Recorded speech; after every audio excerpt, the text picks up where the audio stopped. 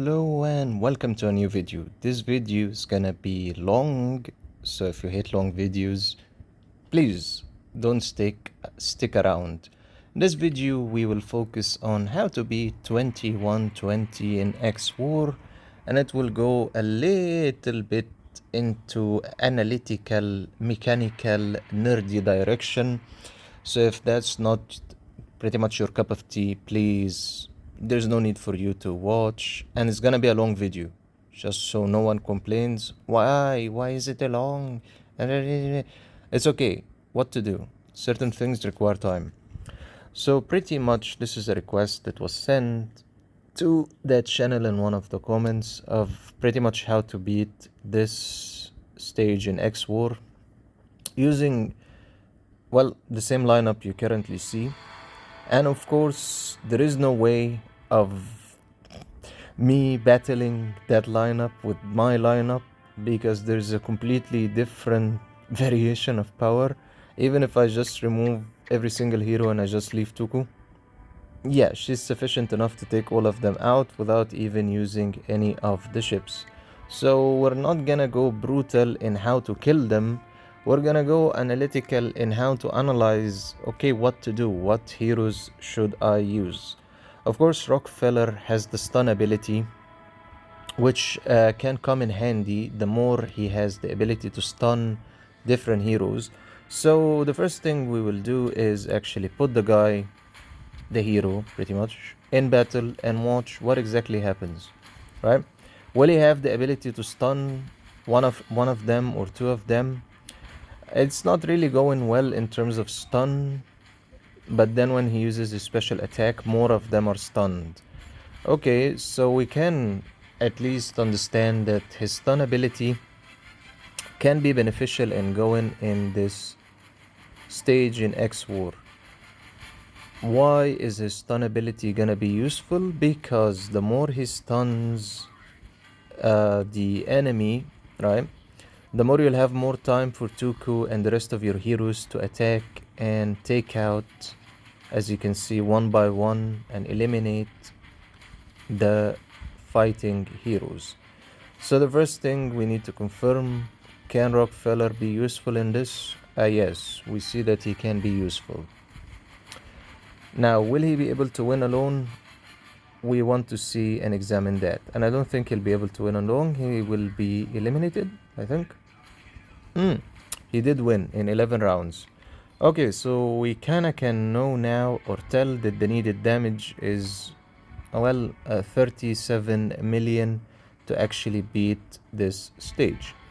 Okay, that's nice. Second thing, we're gonna look at the different heroes available and what can we do. So we have Discipline, we have Godfather Bot, Queen of Desert, which is the problem for many players at certain stages in xwar, and Dragon Warrior, which pretty much is not collectible. Jackie Chan. Okay, so first we're gonna go look at the three main enemies available. Even with the different copies, it's still one hero. The Jackie Chan dude, Dragon Warrior, we really can't find him, but we'll try. Okay, so the first thing we need to examine is, I guess, Discipline. Let's see. So Discipline is from the Warrior faction and Superman faction. Okay, let's look at the core skills. She can punch a couple of times, so stunning her or twining or petrification can stop her from the continuous punches causing too much damage. She can put a shield on the target and increase the damage that she causes. And she also has the ability to stun, just like Rockefeller. So that's gonna be a problem. And she can increase her critical by 10%. Okay, so that's the first one. The second one we're gonna look at is the Queen of Desert. She's from the Meg and also from the Superman faction. Okay, looking at the skills, which are pretty much I'm aware of how she functions, but they did change how she attacks and how fast and how much damage she can increase. She pretty much follows the direction of attacking and adding her ton points to the golem. The more she causes damage with her attack, the more when the golem attacks with her special skill, she will cause more damage, and she keeps rounding up her damage. Now, one thing I always say when going against the Queen of Desert is to use Silas to attack her directly and to reduce her attack ability and restoring effect. So Silas is an effective hero against the Queen of Desert, so that's one thing. Okay, now we have the Jackie Chan dude, which we will not find. He's not collectible. You will not find him in the portraits, so you can't really look at his statistics, but I kind of understand how he attacks. He's more of a warrior direction of continuous punching or kicking, I think, and that's the best that he can do. Okay, remains the Godfather bot. He can increase attack by 3 and his armor for every ally. He deals 100% damage to 4 random enemies, and he reduces the target's attack. Okay, and his basic attack deals 100% damage to all front line enemies. In this case, you. He's from the ranger direction, so he's more of a buff direction. Okay.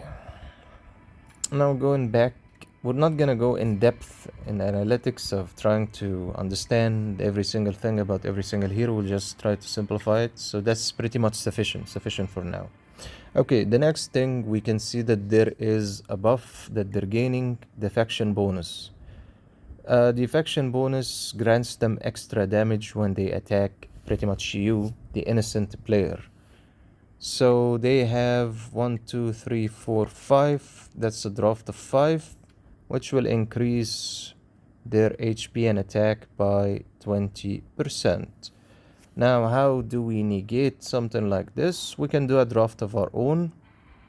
It's also the point of this is against the Superman faction. The majority of them are Superman, except one hero is from the technology faction.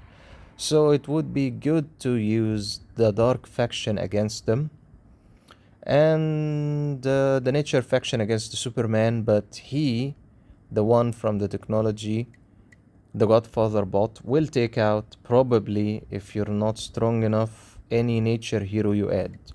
So, okay, how do we actually create a draft of a specific number? And there's a number of drafts. There's a draft of 3, 4, 5, 6, and so on. There's also the universe, adding a hero from the universe faction, which the more you add, the more you'll get either an armor plus 25. If you add 2, you get a broken armor plus 20%. So what's the difference between all these statistics you see on the bottom? An armor plus 25 is pretty much an increase in armor for all the heroes in the battle, which you will take less damage. So consider it damage reduction by having more armor to protect your heroes. Broken armor plus 20% is an increase in attack ability. You will cause more damage to the enemy. Critical plus 15% also follows broken armor in what it gives, but on a more of a reasonable direction, more clear. Broken armor goes with the critical, and then it gets multiplied, then divided, and blah blah blah in a specific formula. And we're not gonna go into formulas now related to how different statuses for heroes work, but to simplify it, the critical and the critical resistance, critical damage resistance, all are at a percentage. You also have the broken armor, right? You always hear when it comes to Toku and you working on pretty much the equipment, okay, choose broken armor for T2.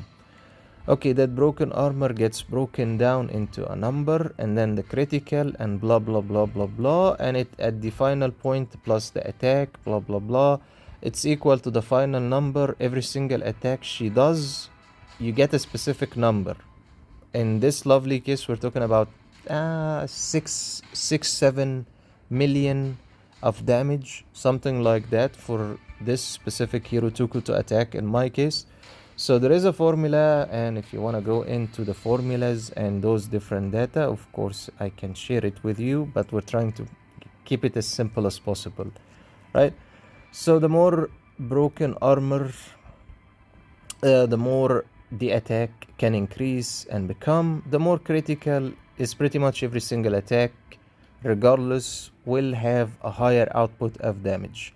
Next is damage immunity, and I'm sorry it's not the best explanation I can give, but I really don't want to go into the analytics and the formula for this plus this plus this, and then it goes against pretty much the same numbers for the enemy hero, and which is higher, and then you'll pretty much end up with the final number of how much damage you can expect. So sorry for that, we'll go into that hopefully in another video. Okay, moving on. Damage immunity is pretty much giving you immunity from taking a higher level of damage, so it's still damage reduction for me.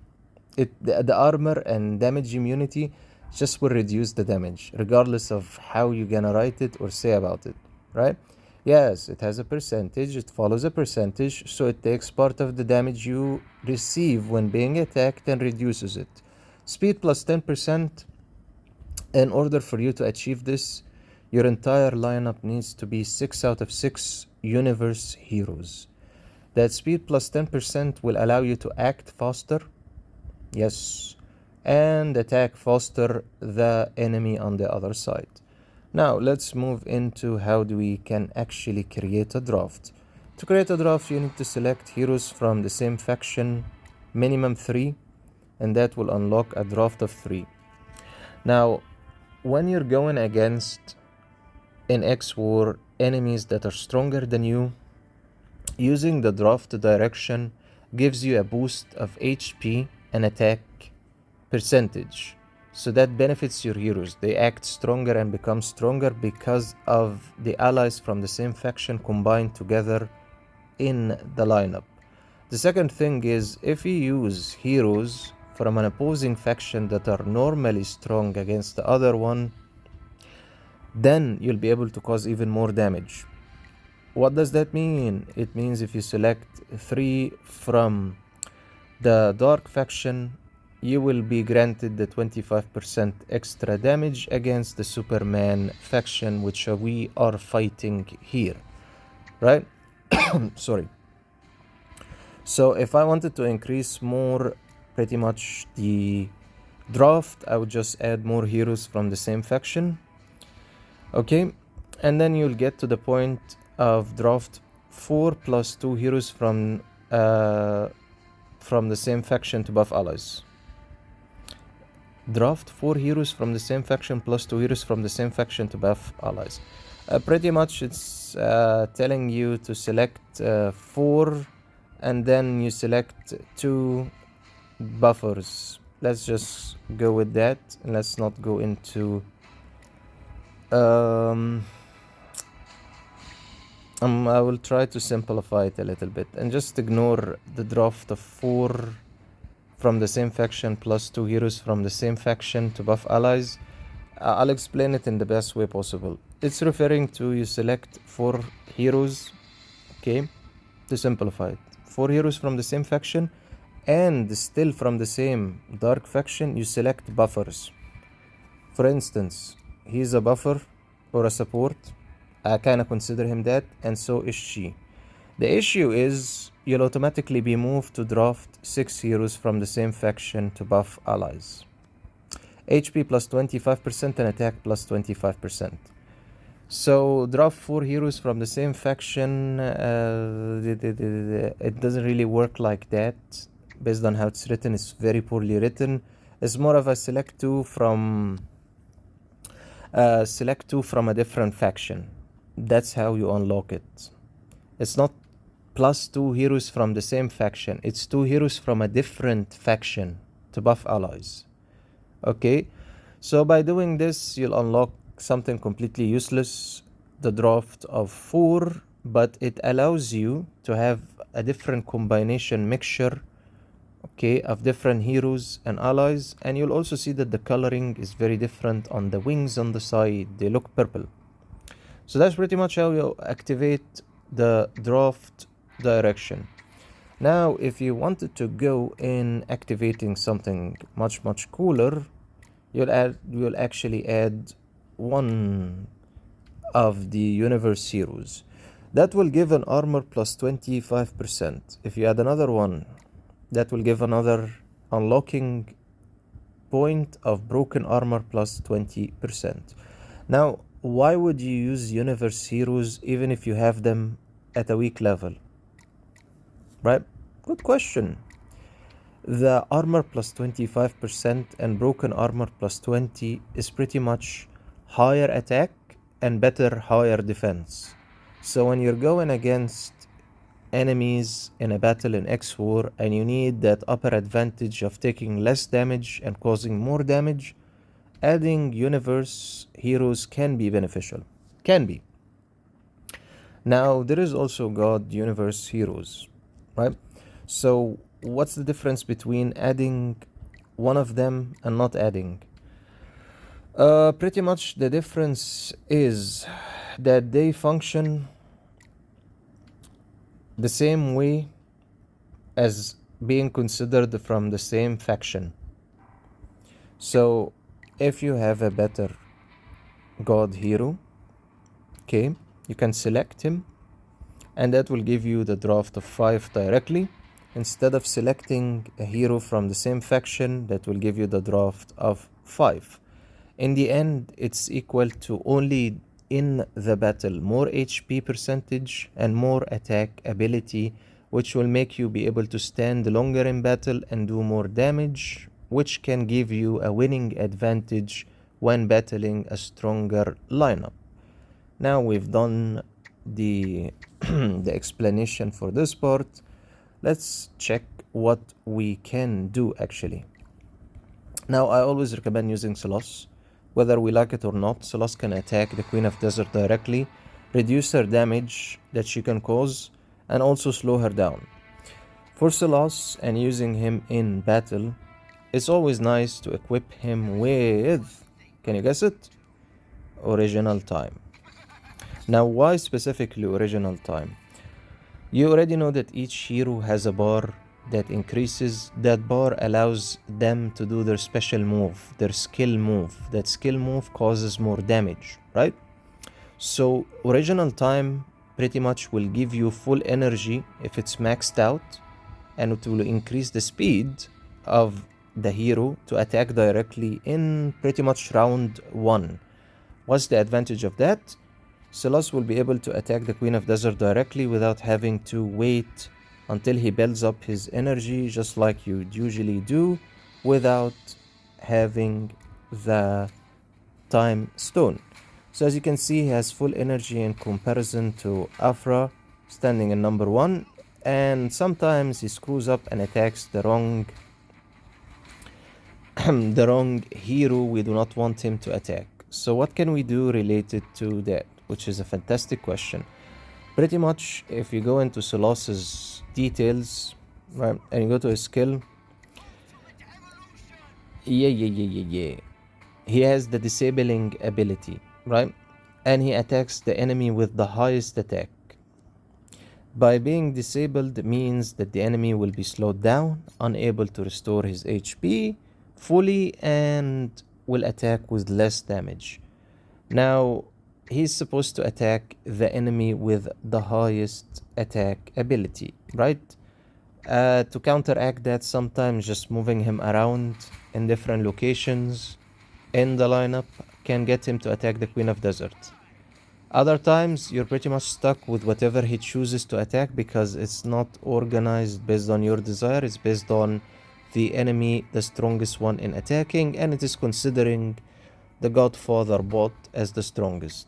Now we can try to work around it as much as possible, but I don't think there is actually a solution for that.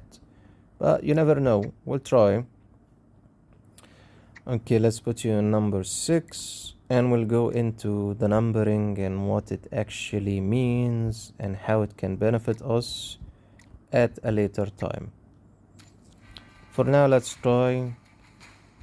And I'm trying to use something more of on the defense direction.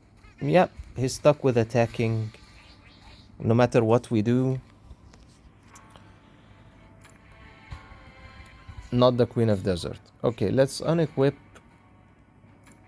the time stone, and I want it to be unequipped for a specific reason actually.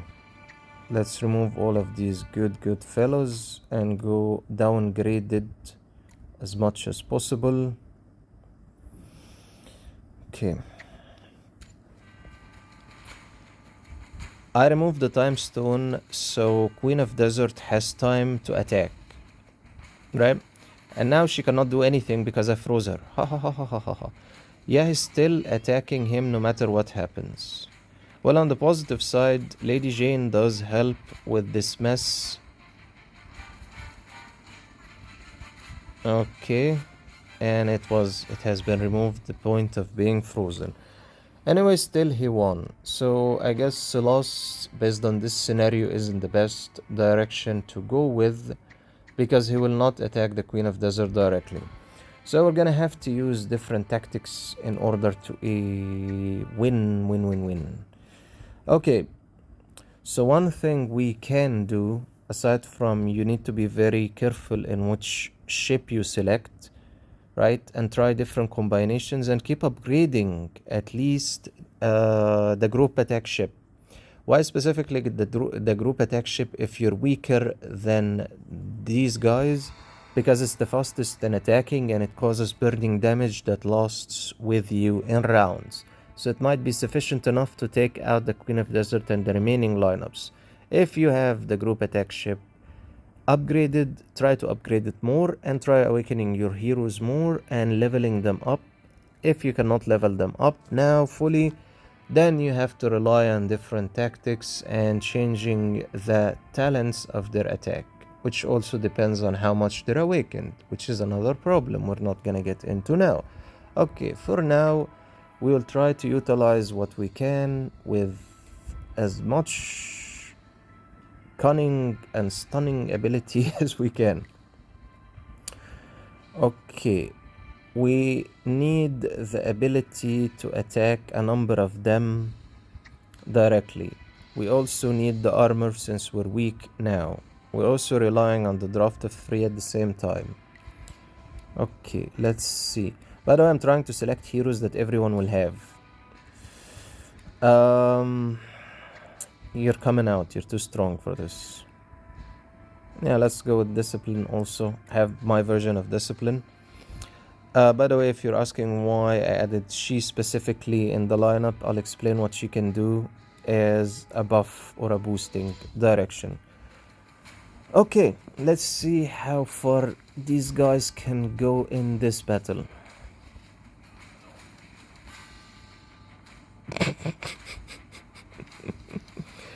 Oh, too weak. Okay, we still need something that's strong enough for defense. So if I use Afra, he's stronger than all of them combined in overall power. So that's another problem of when you're going back to battle later on.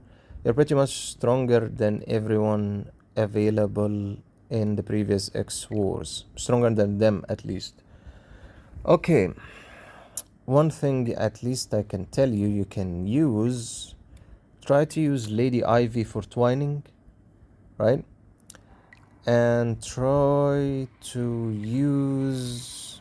Let's see who we can match with Lady Ivy. Frontline striker, if you use the time stone directly on him, he might attack the Queen of Desert and take her out with one shot if he's strong enough. So that's one direction I would recommend trying. Okay, let's see what else we can do. You might want to consider if you're gonna use Toku to take them out, to try something like this.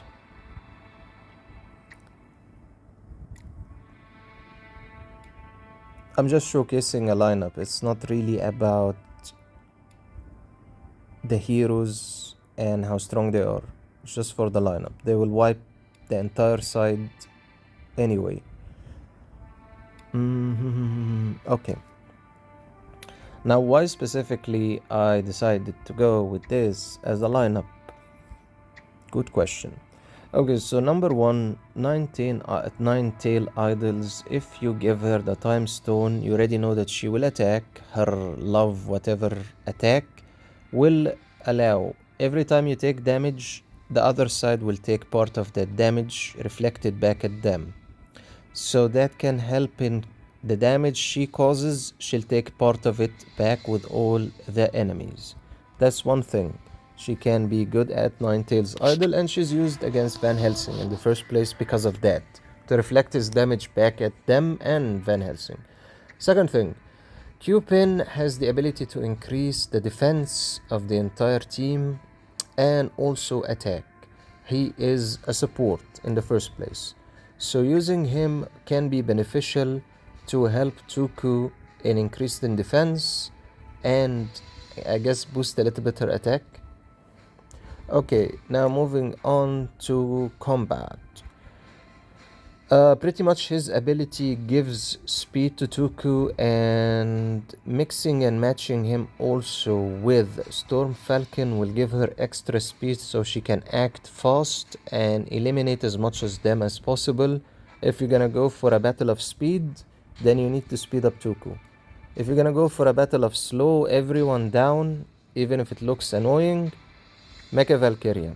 If you're gonna go for I wanna twine them and CC control, then pretty much you go for Lady Ivy, you put your Einstein, okay, you add your lovely boy Houston to reduce their armor, you put one of your big hitters, let's say General of Rescue or Toku, right? You can also add someone to buff a little bit Stormwalker, right? She buffs increase the critical, so she can be beneficial if you want someone to boost. You can also use the Avatar of the Forest for his shield regeneration, 15 arrows attacking pretty much different enemies at the same time for a group massive attack. You can also use the Queen of Swarm, right? Sally, so she can attack multiple targets at the same time, reduce their armor, and Toku will be able to attack them heavier, causing more damage. Einstein is for a resurrection for one of your team members is eliminated. He can revive them and they are restored back to battle again. So that's something good to have him in a battle where you know you will lose a couple of your heroes. Now, why would you choose to use Storm Falcon if you ever? For the first round, she takes absolutely no damage and has a shield that can protect her. So if we're gonna be mean and terrible, I want you to watch the following, right? Let's select, okay. Okay, so the first thing they're gonna do is attack the first line. Okay? She takes no damage. So she's being used as a meat shield to protect the backliners. She also increases the speed of your entire team, especially Toku, which comes in handy so she can attack faster. And pretty much just because of her and her shield, she was able to take out all of them. And Iron Giant Hawkins is HP recovery, and Pixel is for buffing boost. Now, you might notice something interesting, very interesting, right? If you look at the difference of overall power, right, you can see that on the other side, it's 3,913,168. So close to 4 million. If you look at our side, 3,953,629. So the overall power up is very close, by the way. We have a draft of 3 and they have a draft of 5. So pretty much they should win. The part of the difference is of course the awakening and the upgraded level. They are 259, I'm 392. in two of my heroes. Okay, so we kind of now have grasped a little bit that it's not just the level, it's a number of things that play together as one thing in the battle. Now you can always be a jerk and add your Queen of Desert if you have a version of her. Add your Silas, right? Add let's see, add Storm Falcon, and pretty much we want Lady Ivy to die. Actually, we want her to be killed so her twining ability is released and they are all twined.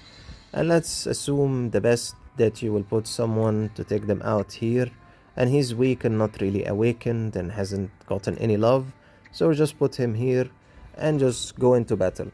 Now the direction is simply, we want Lady Ivy to die, pretty much to be eliminated. By being eliminated, her twining will be released, and then we can benefit from that. Now, what exactly is happening, that Kung Fu status direction that you're seeing? Let me explain. Thank you. Fury Wave, you made a difference. Fury Wave, automatically when one of the enemies is eliminated, he will attack. Okay? He also can reduce damage, and he's very nasty in his upper levels of upgrading. So we relied on him that every single time one of them is eliminated, he will attack another enemy, and so on until we reach the final one. So that's one direction that can be done. You just need the ability to CC control them, okay? And then you need the ability to control every time one of them dies to be attacked, okay? And you'll need Einstein for resurrection or for reflecting damage back at them, which this is fantastic actually. I like how it looks. Okay, and you would put them in an arrangement of Fury should be in the back line, it should not be in the front line at all, right? And Lady Ivy, of course, she's gonna get killed in your version if you're weaker than the current status you're looking at, right? After she gets killed, it doesn't matter from this side or this side, if one hero dies, even if your ally, one of them dies, Fury Wave will automatically launch an attack on the other side. We're also relying, as I said, on Nine-Tail Idols to spread her love, which she can benefit in spreading faster round 1 by being equipped the Time Gem. By doing that, every single damage you take will be reflected, part of it back on them, which will make it easier to eliminate them faster by their causing damage to themselves by attacking.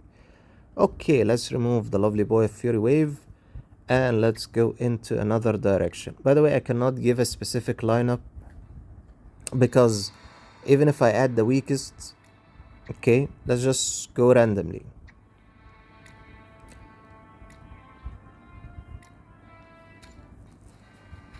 Okay, now we're looking at a random selection, but not exactly random. Pretty much I wanted Panda Chef to be in number 1 because of his evasion that's in his toolkit, his status, right? He can evade damage.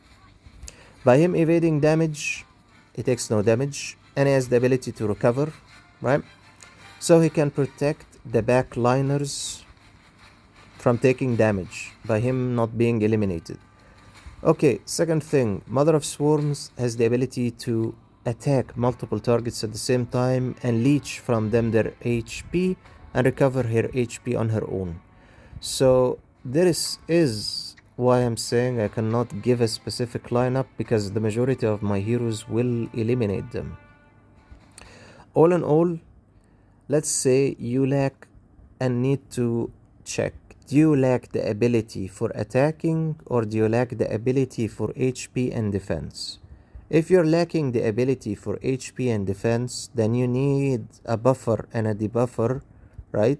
And you need to increase your armor. Makes sense. Higher armor, less damage. Okay? If you're looking for more damage, then you need to do a buff for your hero or heroes to cause more damage.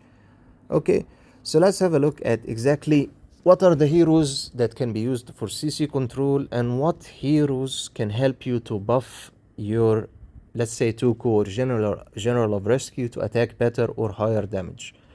Now, in terms of pretty much CC control, Medusa is a fantastic option with petrification, turning the enemy into stone and he not being able to move.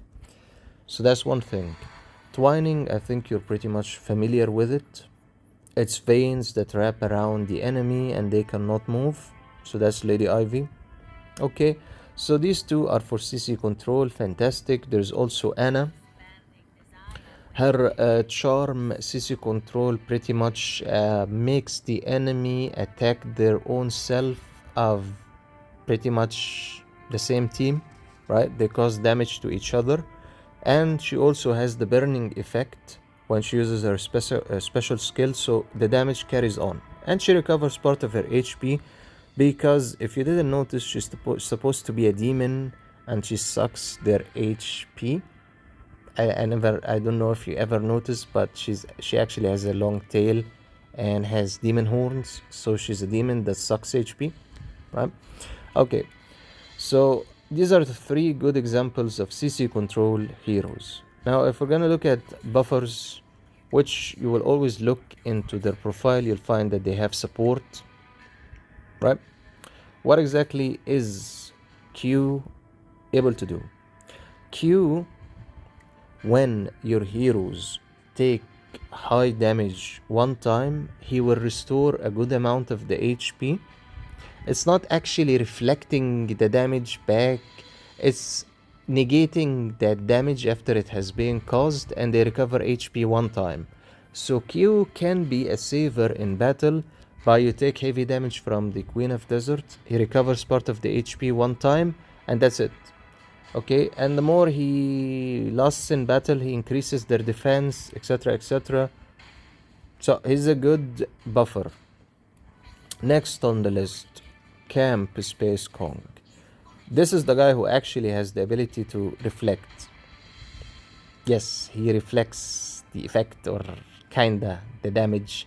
He also speeds up different heroes in attacking faster, right? And he pretty much boosts their statistics so they function normally, especially Tuku. There's always a problem in her attacking accurately and follow-up pursuit and it following up and keep attacking. So he is good.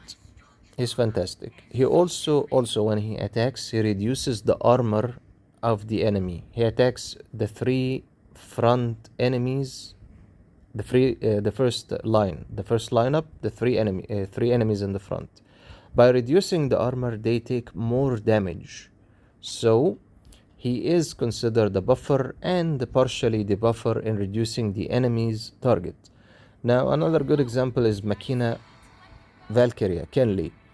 Kenley pretty much has the ability to slow down the enemy and buff your allies and debuff the other side.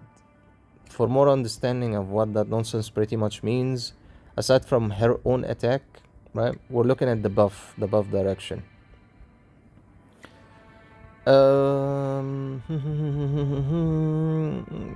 Where is it?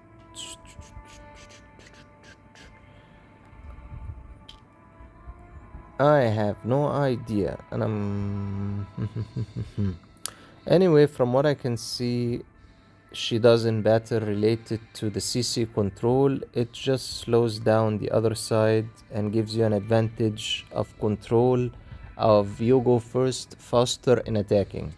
I'm not sure, did I miss it? Is it written? But that's pretty much what she can do, which increases how much damage you can cause. Now moving along from these lovely boys, let's look at the guy who's a leech. When it comes to anyone who dies on the battle, he will automatically attack from your side or the other side. They kill one of your allies, he attacks once. You kill one of the enemies on the other side, he will attack. He kills one of them, he will attack again the next enemy. Oh, and by the way, each time he attacks, he increases his damage. So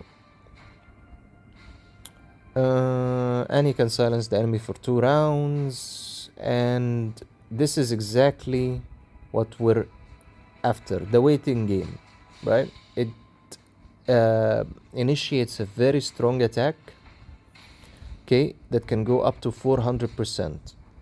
And actually, the more you upgrade him and upgrade his exclusive, he is fantastic, because the waiting game pretty much means he waits until one of the heroes or the enemy dies, and then he initiates the attack. When it starts, he can continuously keep on attacking and reducing the enemy's bar for using their core skill until they have been eliminated, and then he'll keep on attacking the next one. If they get killed by him, he can move to the next one. So he's a machine, disgusting, annoying killing machine. Okay, so we talked a good amount about different heroes, buffs and debuffs. Let's just add one more, and pretty much there's so many heroes. Cyber Ronin, right? Cyber Ronin is a raider, but don't be fooled by him by being not written in support. His direction pretty much is when he uses his instant hell chops. Okay, he looks like Metal Gear Solid direction, dress, code, functionality, something.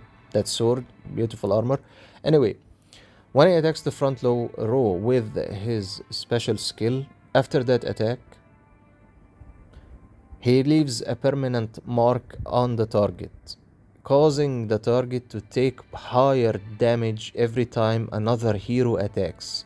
So that's one of the main reasons why people mix and match and put him with Toku and General of Rescue, because as soon as he puts his mark on the enemy, every other hero will cause more damage when attacking. Other than this, he increases his damage and increases the damage received by the target by 15%, so you have two things. And he gives all allies 10% damage reduction when the battle comes into round 2 if he's not killed in round 1. And he can restore 100% equivalent HP of his HP from the attack that he attacks, and gives it for the ally with the lowest HP. He's great at debuffing. Okay, so now you have more understanding of heroes, debuffing, buffing, buff. The main point, you need to understand the skill that the hero has and how it functions. And we're going to demonstrate directly something related to that. So what we're gonna do is pretty much, we need someone who cannot be killed easily. Okay. So Cupid can increase the attack of 2 from the front line, and in this case number 1 and number 2. That increase in speed, well, pretty much because they're weak, and also because of the boost they got from our lovely boy Cupid. So sometimes you need to buff and debuff the other side. You need to buff Toku if you're using her as your main attack hero, DPS, sometimes, so she can attack better, faster, and cause more damage. Now if we remove our lovely Cupid boy and we put Mecha Valkyria, as I told you, you're gonna see a text of buff and debuff showing. Debuff and buff. Buff for our side, debuff on the other side.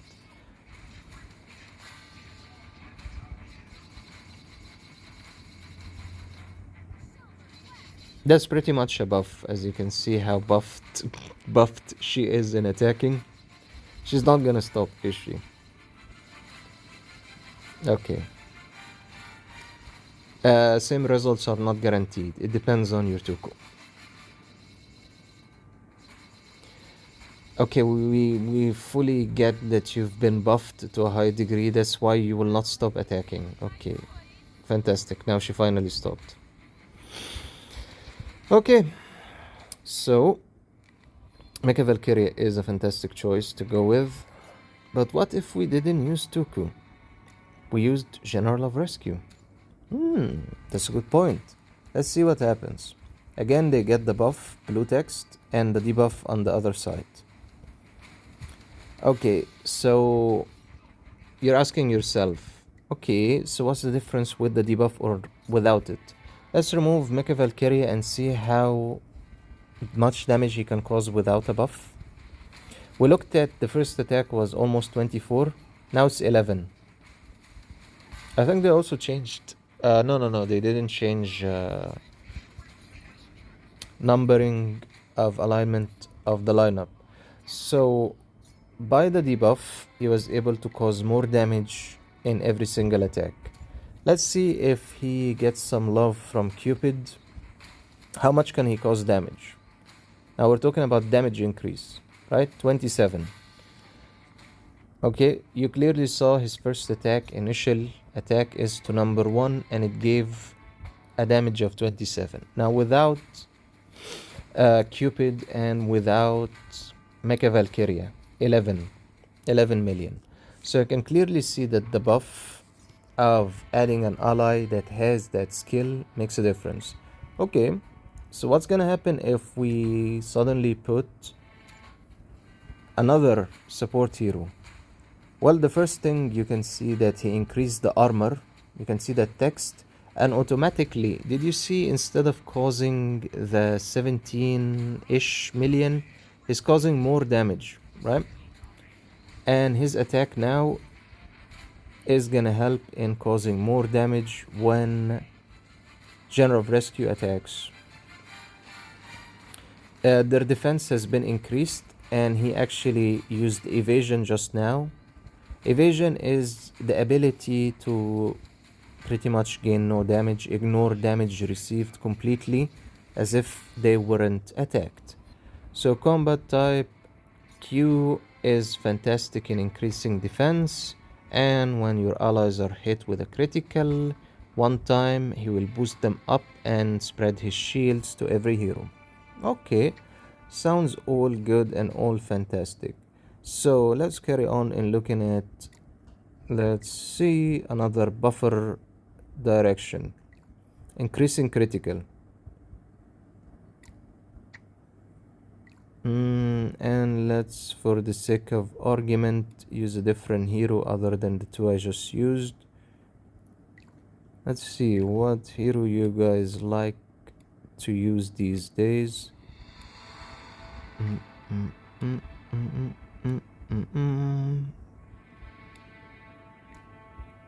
Yeah, sure, let's give this a try. Okay, so we have here Stormwalker. Her ability is boosting the back row damage. Attacks boost back row damage, right?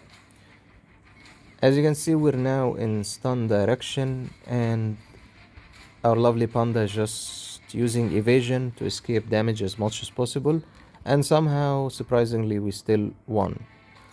So now we can understand the Stormwalker will boost the back row's ability to cause damage. So we're gonna try her again,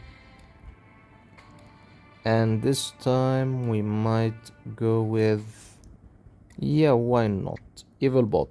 Evil Bot, by the way, is fantastic against warriors, and he is also recommended to go against Discipline because it increases his damage. Okay, 7 million. And that is another way of using Stormwalker to pretty much beat all of them, wipe the floor with them, because she can group mass attack. Okay, so what's gonna happen if she's not actually added and he did not gain her boost in the battle? We're still using Fong as the shield and his evasion technique. Oh, he caused 4 million and 5 million damage. Okay, if you didn't notice the decrease in the amount of damage that he caused, let me show you again.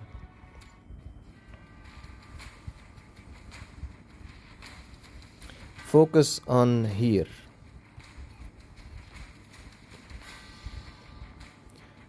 By the way, she needs to attack first with her special attack, or him using his special attack. Yeah, I think it's pretty much close. I guess I missed it.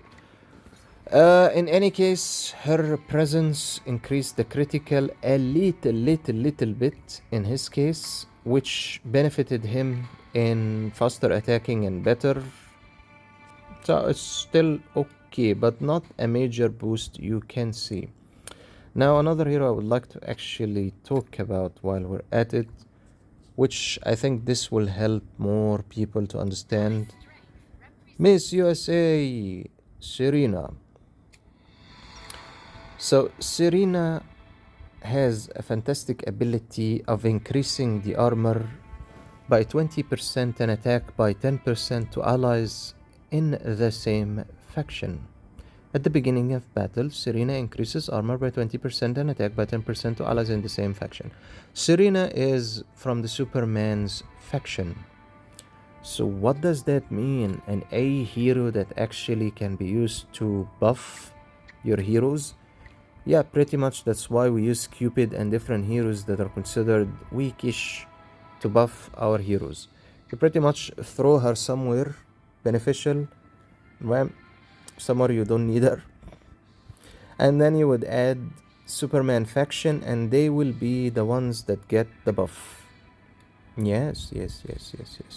Not every hero you will add will gain the buff, only from the same faction, which is Superman faction. So in our case, we will try to add a couple of random heroes, right? And go into battle. We're relying fully on Superman faction, and a number of them are actually at 1% in terms of damage. I don't think you're gonna watch anything or see anything. They're gonna get killed extremely fast. They're very weak, very weak, very weak. So again, unfortunately, we need to use something stronger to show the bonus gained. Okay, let's, for instance, use this boy because he's weak, the frontline striker. And I think that's sufficient for the same faction, the heroes we want to showcase. And let's add someone for defense. Okay, Hawkins.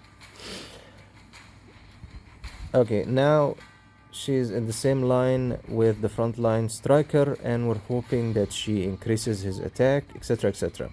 So the first thing he did again is attack the enemy with the highest attack, which is the guy here, the bot. And there is no hope. They will always attack him first because he's with the highest attack in comparison to the Queen of Desert. Okay, fantastic. So he eliminated him with one hit shot. And now it's time to see if we can actually move into another elimination. And he eliminates another hero. And we're relying on Hawkins in his HP regeneration as much as possible, but he didn't, he couldn't, he failed. Okay, so aside from she might not be useful in your eyes, okay, but if you're actually relying on stronger heroes, you will notice the difference that she can cause. Let's try to examine again when we use the General of Rescue with Serena and without Serena. So that caused 20 million in damage, right? And you already know without Serena, our boy here, right, causes less damage. Before you say it's because there's a draft of 3, I know you're smart, you're gonna catch it. Before you say that there's a draft of 3, right, and there's the same Superman fact. Okay, let's remove it. Now there is no draft of 3. Thank you for noticing. Now there is no draft of 3. There is no drafts at all bonuses. And he caused damage 11 million. Okay, fantastic. So if we remove her, how much damage can he cause on his own?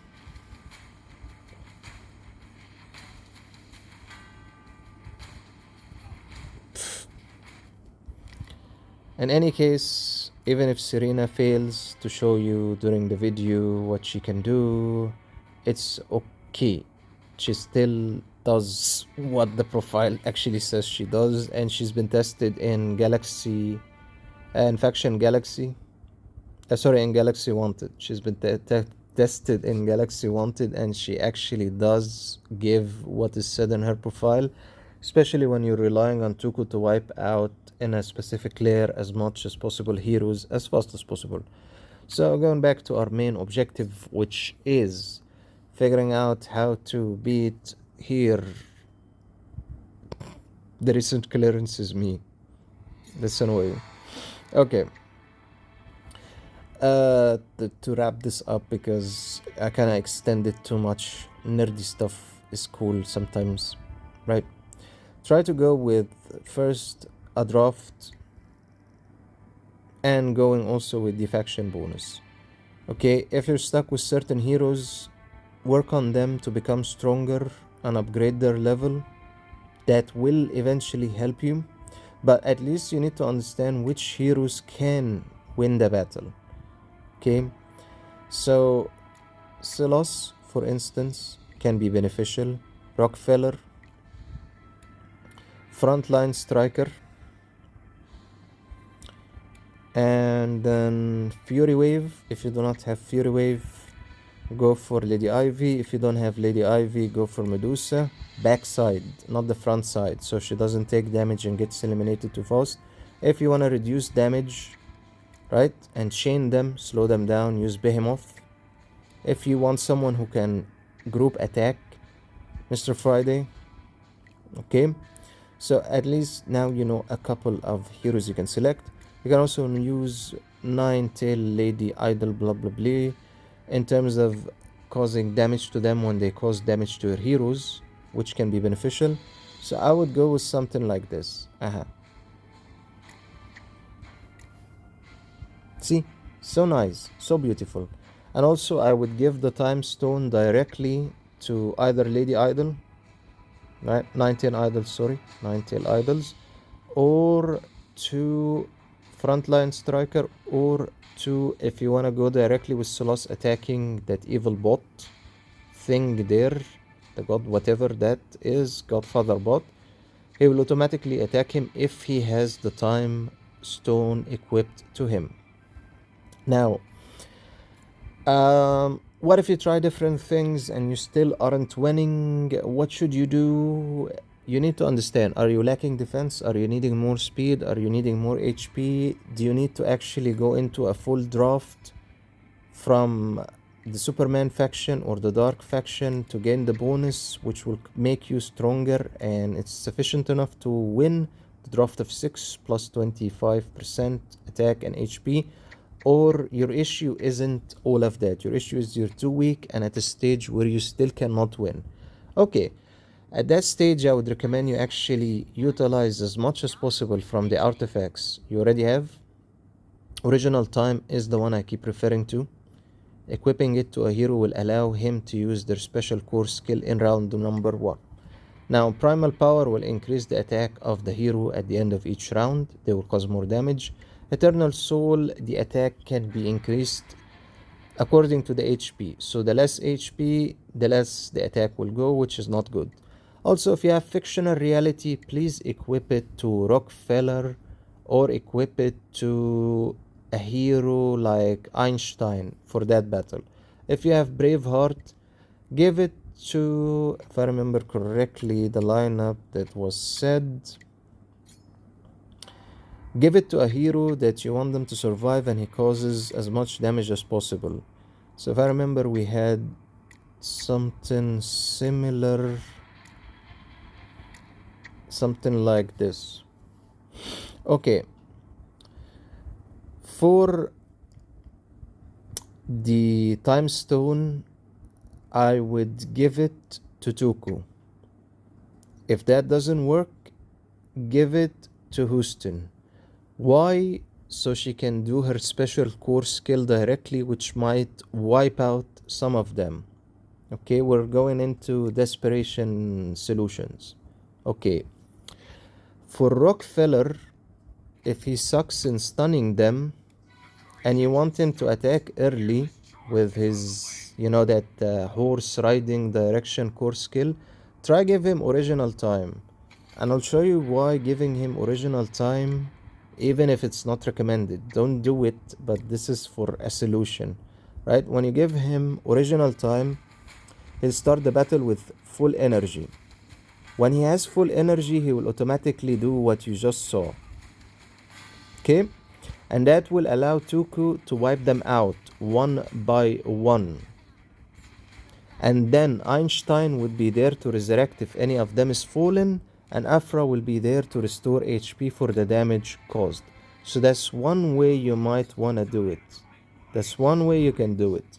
Now, in case of Rockefeller and his statistics, if he sucks at stunning, right? Remember that his stunning is, let's just show it, right? There's a specific arrangement of control effect, the CC, when it comes to him, which is the Soul Devourer, which is good to select, right? You should select it if he's awakened enough to be selected, this one to be selected, because it will allow him to gain a better chance at stunning the enemy. Okay, so that's one thing you can do. Second thing, increases HP by using the stigmata. Yes, you can do that. Yes. Okay, do you see evolution? Increase max HP. Yes. Equip a couple of them to him to increase his max HP. Now, if you want to work a little bit on his ability for CC control, which is crowd control, which is stunning and attacking when he's attacked, the counter attack, you will have to use the succubus. I actually have succubus, but it's not unlocked for me to select.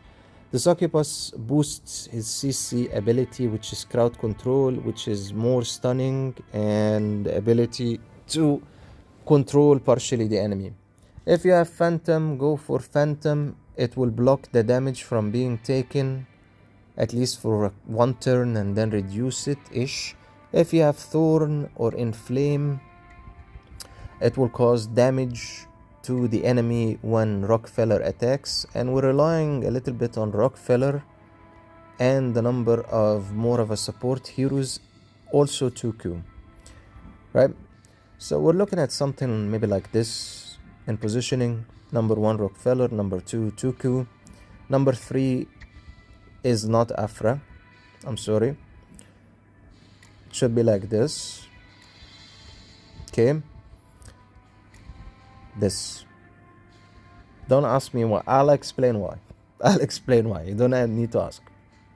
Okay, Afra usually at where you are, if you're still going at xwar at this level, he's not good to be put in the front line. Yes, he has better defense and better armor than other heroes, but the main point is we're using him as a support to restore HP.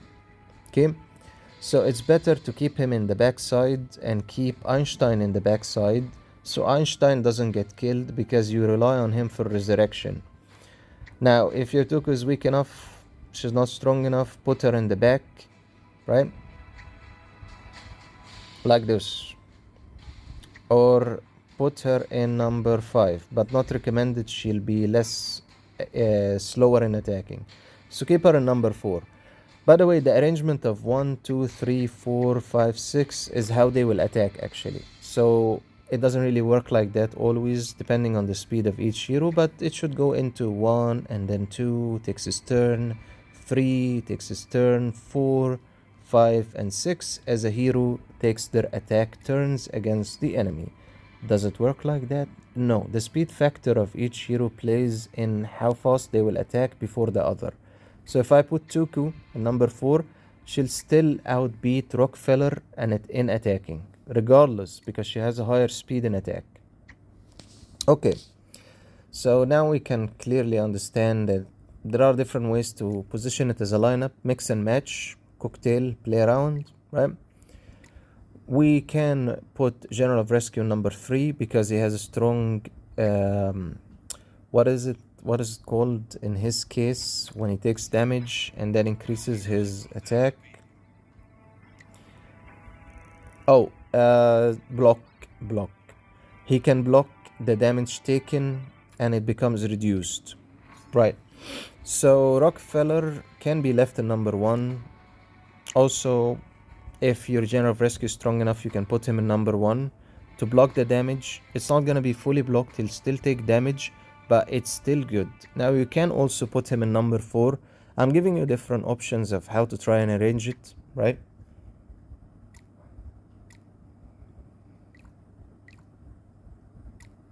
Okay, now why exactly like this?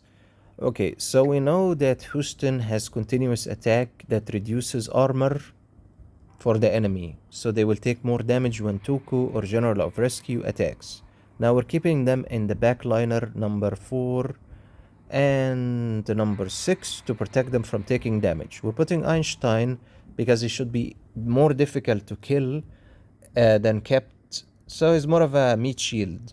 Rockefeller is in number 1, so he takes all the damage as the meat shield and then attacks with his counter attack and tries to stun them.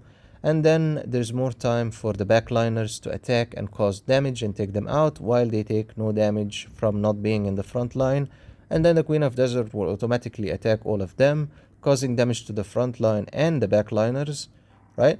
And that's where Afra comes in to restore some HP, and Einstein, if one of them dies, to resurrect them and they come back to battle. It all depends on how strong each of these heroes are. So pretty much you can understand how you can go about it. That can work also. That can work also like this. The main point is we want a heavy hitter to be in the back line, right? And let the first frontliners take the damage, so he has more time to attack and can survive longer in battle. Also, this is considered the draft of 5, so the HP bonus and attack will benefit us in surviving the battle. So if we remove Afra and we want to be naughty and just add the last one from the universe, we'll have a draft of 5 and an armor plus 25. Sometimes going with this, right, a draft of 5 from the same faction and one universe hero will increase the armor with the HP and the attack increase. It will allow our heroes to last longer in battle and have a chance at beating it in this level of xwar 2120. Yeah, we really moved backwards, right?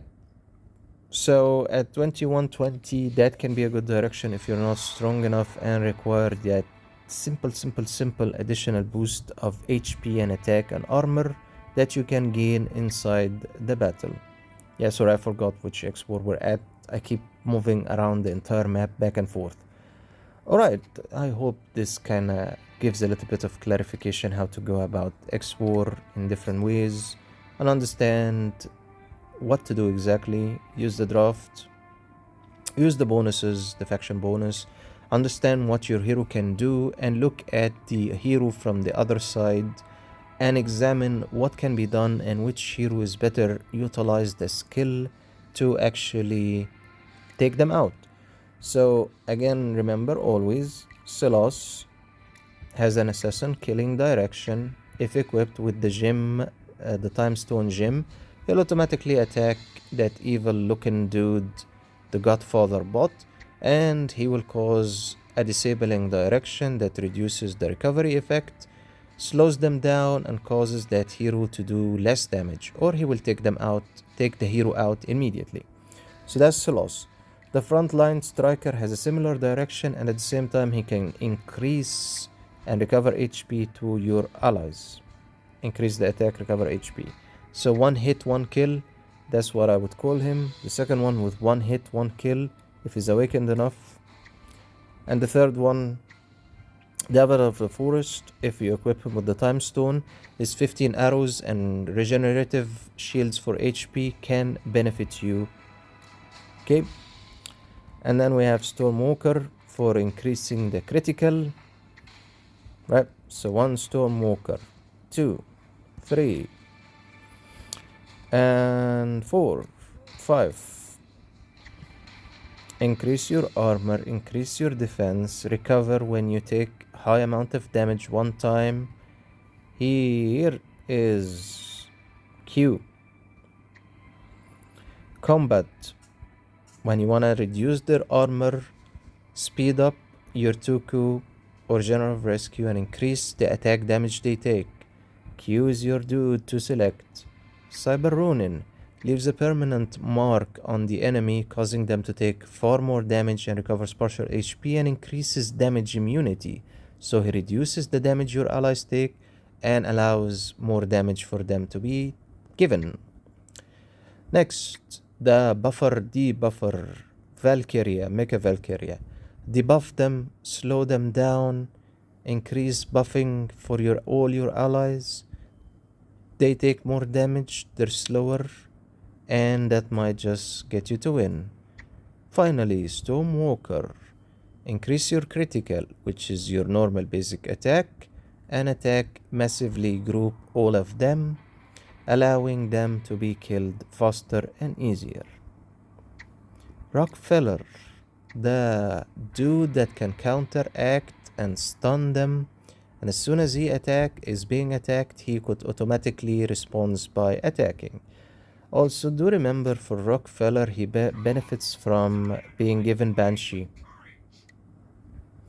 Why specifically Banshee? Because counterattack when being attacked. He already has that built in his skill, so he kind of responds with more damage, right? See that counterattack? Yep. He responds with more damage when being equipped with Banshee, so it kinda is nice if you give him Banshee, which I'm not doing. I'm giving him actually Domination, because it allows the basic attack to deal damage equal to 6% of target's max HP. Now, what does that mean?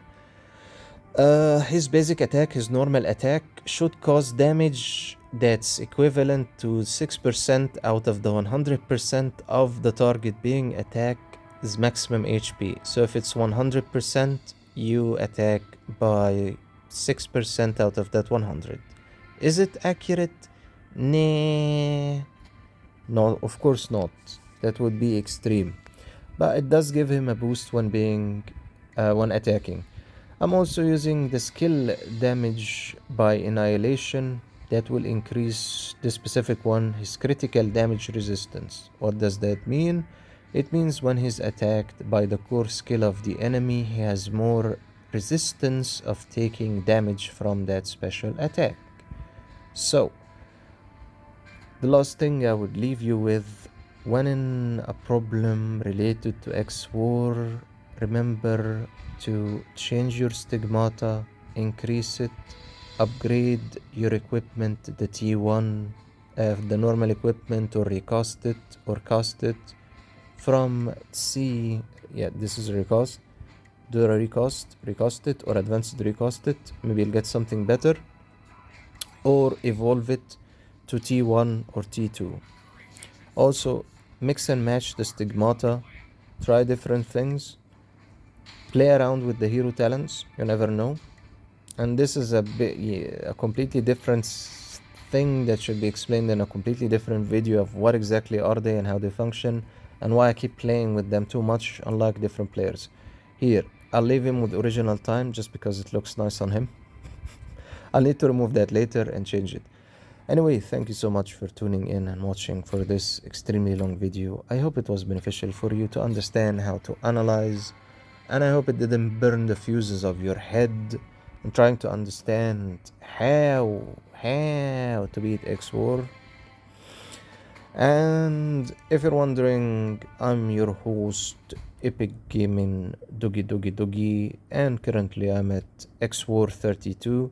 So I think I have some legitimate point of speaking about all the previous xwars, right? xwar stages, right?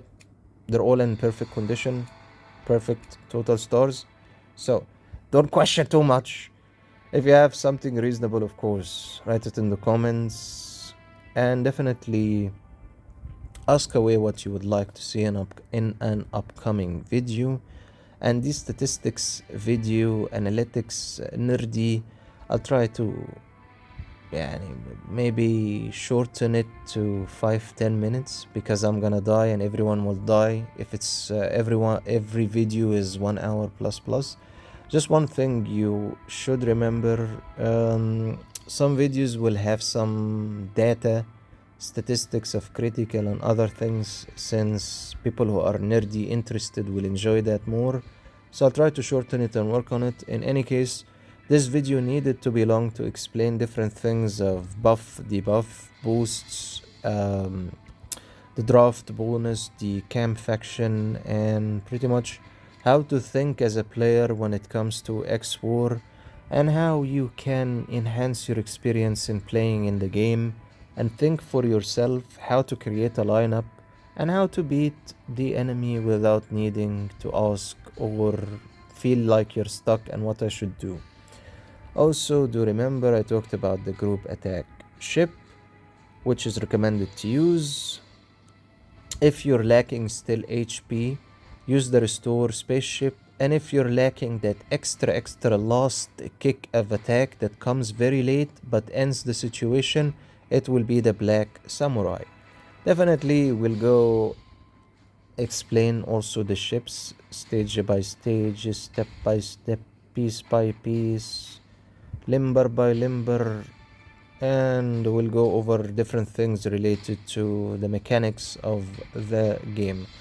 I guess I might need to cut out in future videos the data formulas and all of that, and just leave it in a simplified, very short video away from this type of explanation, because it's gonna be too extreme.